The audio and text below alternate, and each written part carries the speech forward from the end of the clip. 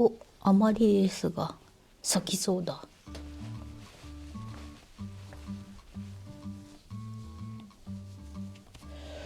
いしょ。へいへいへい。こんにちは。2024年はフィールドスタイルというイベントに出展をする村上園芸さんの植物イベントのお店のお手伝いをさせてもらって、あともう一つ木村園芸の木村さんのブースのお手伝いもさせてもらったりと、役に立ってんだか立ってないんだかずっとお菓子食べたりうろうろして他のお店見に行ったりこんなね、大々的にサボってますって言っている私でも呼んでいただけることがございまして、今回は植物のイベントのお手伝いをする告知をさせてもらいます。決して私が出店するわけではないんですが、植物イベントに出店をされるお店のお手伝いに行くっていうお話になります。いつって申し上げますと、4月の29日花友フェスタ in 幕張、こちらに出店をされる森岡園さんのブースで観葉植物の販売のお手伝いスタッフをさせていただきます。わーもうわーっていうほどではないですが、あくまでも袋詰めだったりお会計だったりのお手伝いにはなるんですが、一日お店に立ってお手伝いさせてもらいます。そしてそのお店に並ぶ植物をこちら今一部お預かりをしておりますので、私の方からもご紹介をさせてもらおうかなと思っております。早速どんなラインナップで花友フェスタに並ぶのかということなんですけれど、本当にね一部なのでまだまだ他にもきっと植物持ってこられるんではないかなというところなんですが、ご紹介をさせてもらいます。じゃんじゃんいきましょう。こちらクテナンテルベルシアーナ、色違いこちらクテナンテオッペンヘイミアナトリカラー、オッペンヘイミアナトリカラー、オッペンヘイミアナトリカラーこちらクテナンテの色違い、黄色とピンク、グリーンとピンクっていうのかな。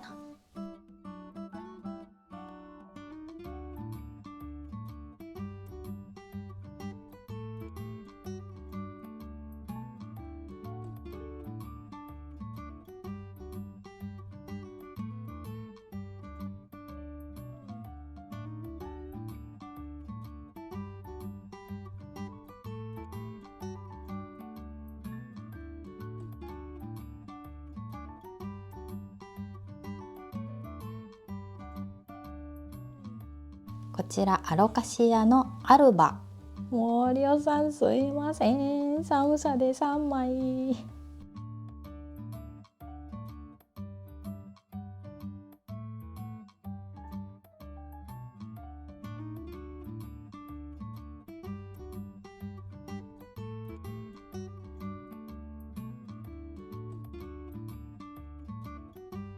そしてもう一つアロカシアレティクラータ、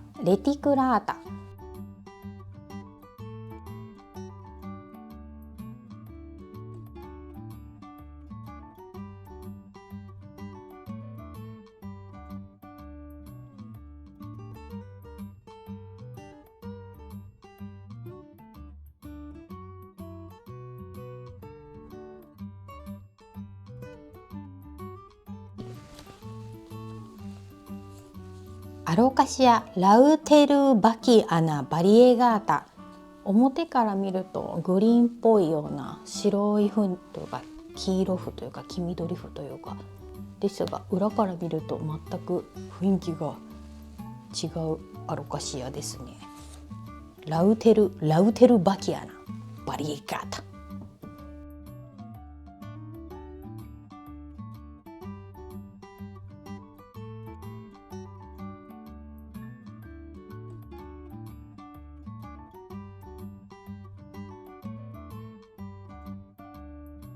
フィロデンドロンが2種類あるのかな。フィロデンドロンバールマルクスアルボ、これも黄色符なのかな、黄色い符の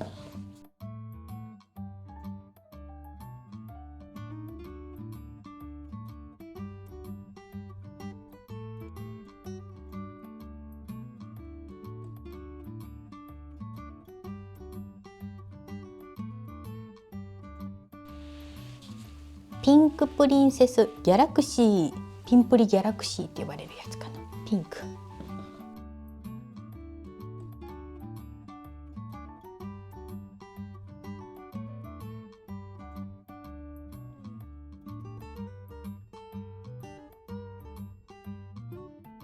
そしてこれが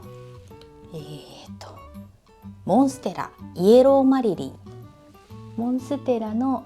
黄色い符、あとこちら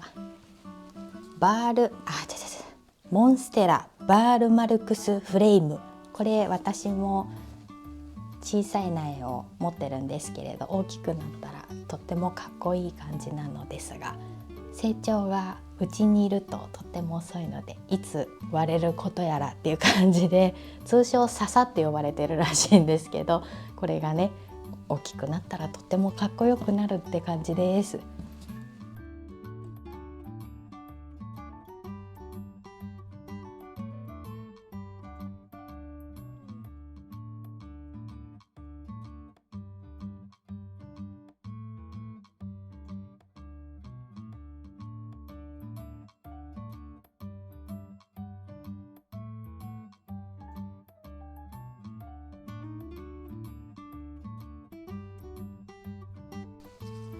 キサントソーマアルボマルギナータ、別名ミッキーマウスタロ。お顔がミッキーマウスみたいな形をしているからミッキーマウスタロとも読まれるらしいんですが、キサントソーマアルボ。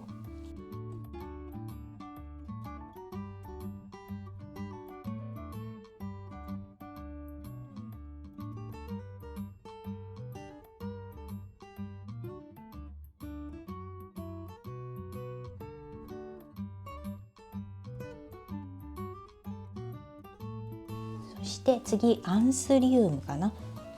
アンスリウムのフーケリー、こっちがノーマルタイプのフーケリーと、こっちがフーケリーの斑入りですね。これかなり大きくなるとド迫力のあるアンスリウムになりますよね。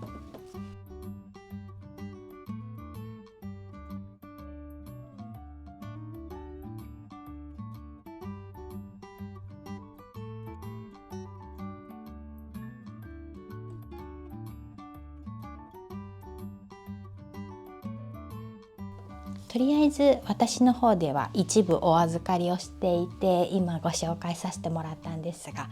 当日はもう少し増えてたり違うラインナップのものも並ぶかもしれないということで、また暖かくなって植物の育成状況によって多少前後いたしますが、こんな感じのラインナップとなっているそうです。黄色符が多いのかな、黄色っぽい感じとか、こういう細長いかっこいい感じの多いですね。そして私これをですね、今から約2ヶ月間私自身で育ててみて触れてみて、一度どんな感じか確認をしてお店に立とうと思っております。嫌でしょ、無知のさ無知な人がさ、これ水やりこんな感じっすよとか言ってなんか適当なこと言ってはいけないのでね、しっかり学ばせてもらってお店のお手伝いに挑みたいと思います。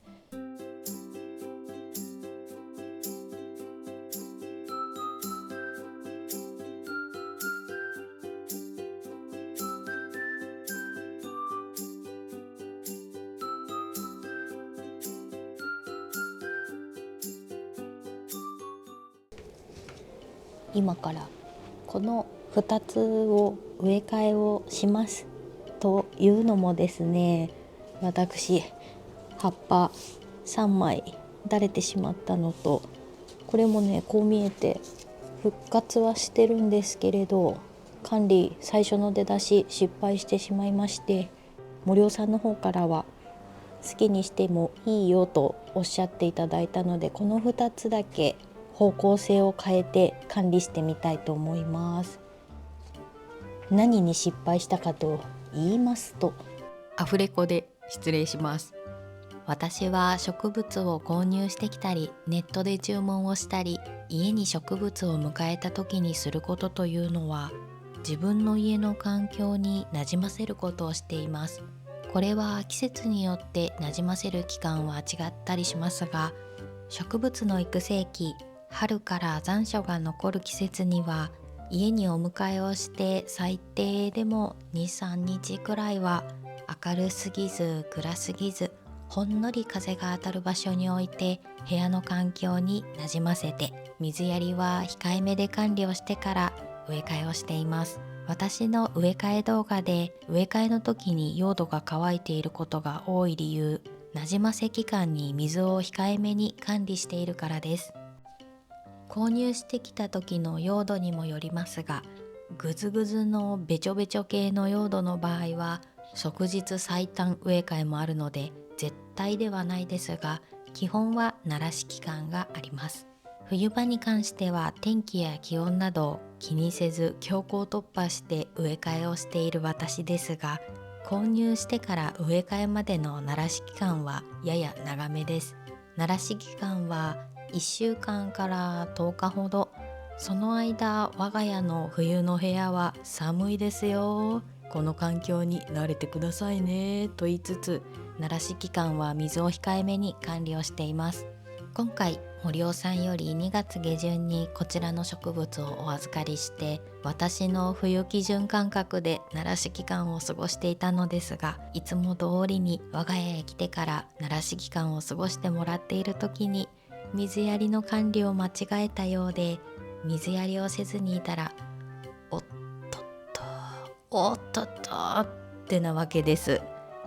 森尾さんの生産されている植物は猫チップ用土が多いみたいなのですが、その辺私は何も考えておらず、水やりを控えていたのが原因かと思われます。調子を崩した段階で、いつもならすぐに植え替えに走る私ですが、今回はお勉強ということもあるので、一旦水やり管理だけ方向性を修正してみました。先ほどご紹介した植物に関しては、水やりの頻度を上げて用土が乾いていない状態でもお水をあげてみたところ、全体的にしんなり感は回避できた様子。不安な時はトレーに薄くお水を張ってみたりもしました。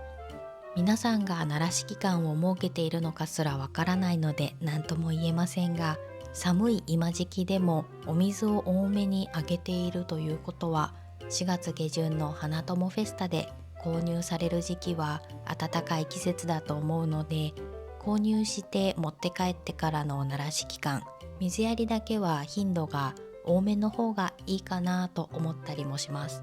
最近では猫チップで生産をして流通している植物もちらほら見かける回数が多くなってきたり、前回の動画では水苔で生産されたパキラを購入していたりと、今までは有機質用土一択だったのですが、生産過程で使われる用土も変わりつつあるので、私のようなエンドユーザーと言われる最終的に植物を購入し育てる者にとって、購入してから好みの用土に植え替えるまでの期間ですら、管理も用土に合わせて要観察が必要になったんですね。とても勉強になります。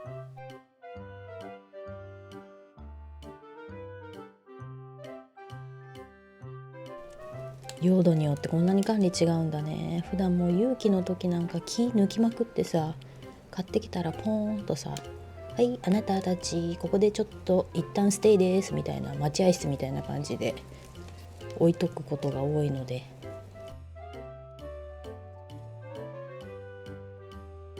白くて綺麗な根っこだね。あともう一つ、これサイズ、これって再利用していいのかな。根っこ綺麗に取って再利用していいのか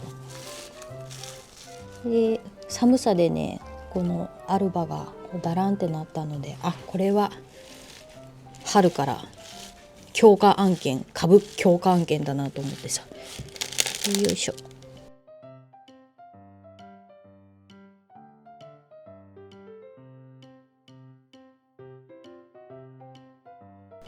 ね、また私やめとけと言われるかもしれませんが、傘立てにねこれかっこよく大きくして入れれるぐらい見来上がりのかっこいい食わず芋仕立てにするか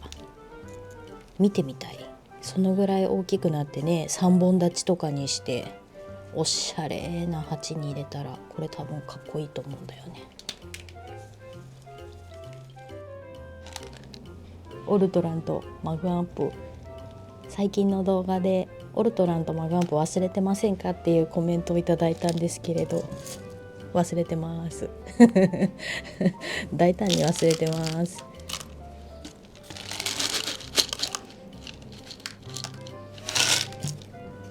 このアロカシアもミッキーちゃんも肌にがつきやすいので、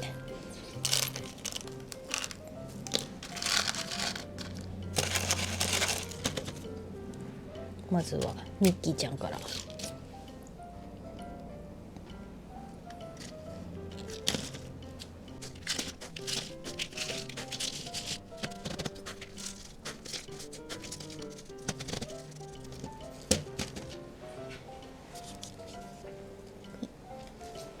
もう一つ